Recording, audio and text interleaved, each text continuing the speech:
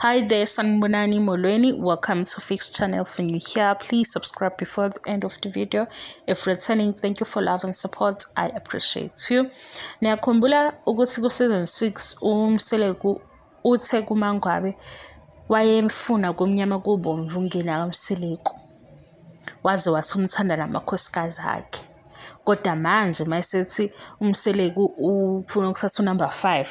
uMangwabe usefuna ukuhamba. Number 5 njalo sakamboni. Uma uMseleku sethi ufuna ukuthatha number 5 uMangwabe sethi uyahamba.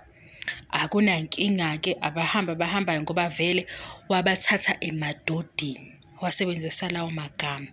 Wathi vele wafica kukhona abantu. Shuthi wathatha lapho ke. Uthi ke uMangwabe vele kuyenzeka umuntu ekuthathe kumuntu ongakuphethe kahle okusho ukuthi vele uMseleku ehlangana naye ubekhona umuntu osempilweni yakhe. Kwenzekeni ke after uMseleku esho no washo ku season 5 then ku season 6 ubexolisa. Ku season 6 seyasho kuMseleku ukuthi wakhuluma kabi ngoba noma yini wayengajabulanga ngalama comments. Usaxolisa uMseleku bathula ke bobabili uMangwabe noMayeni.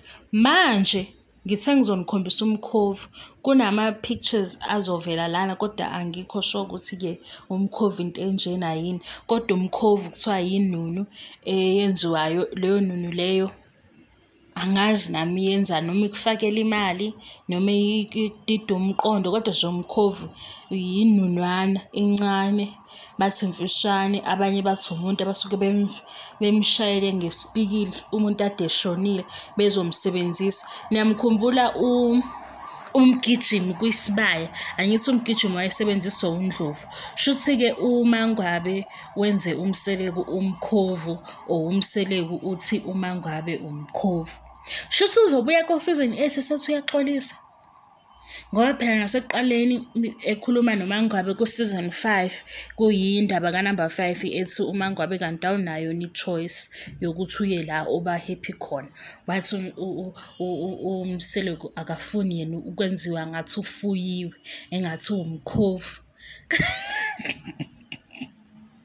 Hi guys, shuthi ku season 8 njengoba ebiza uMangwabe ngumkhovu uzobe sexolisa ukuthi ke why athi umkhovu ngoba umkhovu ngathi umoya omubi. Abanye bathi evil spirit, abanye bathi leyo nono leyo bayayisebenzisa for ukuthi bebe nemali. Uthi ke kulokhu before afake igama lomkhovu ufuna izingane zazi ukuthi why omama ebatreata ngale ndlela engafani ingoba khona abamhloniphayo khona abangamhloniphi khona abamsupportayo khona abangamsupport. uMangwabe ke into esizile ukuthi akahambisana nendaba ka number 5 kodwa sibamba njengamanje ukuthi uMangwabe akasafuna ukuphekela ubaba uMseleku. Yabo mabebuya ku season 8 ukuthi siyabona ukuthi bazoya ku season 8 kunokuthi baye kwi tell all ngoba baye avoid ngoba i-tell all sina sesiread esinayo imibuzo and imibuzo yethu sizoba brutal and sizobuza wonke amakhosikazi hayi ukuthi sizohambisa ngokuthi ubani favorite yethu. Kukhona konke abasixoxele kukhona kunemibuzo eminingi naye baba uMseleku miningi imibuzo. Sibona ukuthi ngoba beqhubeka nje nama season benga decide ukuthi ke how ake sizwe ke kulabantu asebesupportile ukuthi basibuza ukuthini. Sazi ukuthi kuzoba ne tell all bazohlala phansi sibuze. No, kodwa siyayicela this time. Mina ke ngikushoyo ngoba wayixolisela ukuthi ngabathola kubantu namanje basengabathola abantu. Hey, kodwa ubuye abe nendawo ashiseka kuyona. Yabo indlela amgxeka ngayo uMangwabe kufana njenge ex jealous. Ngoba nje manje sembize ngomkhovu. Niqhubeke guys kuningi support le channel ngiyabonga kakhulu. Bekade ngiblockekile kulezi nyanga ningangiboni. Kulaba abasha ngiyaxolisa ngokuhleka kwami, ngiyahleka khona kodwa ngizozama ukuthi ngiyehlise. Thank you so much for your love and support. Bye.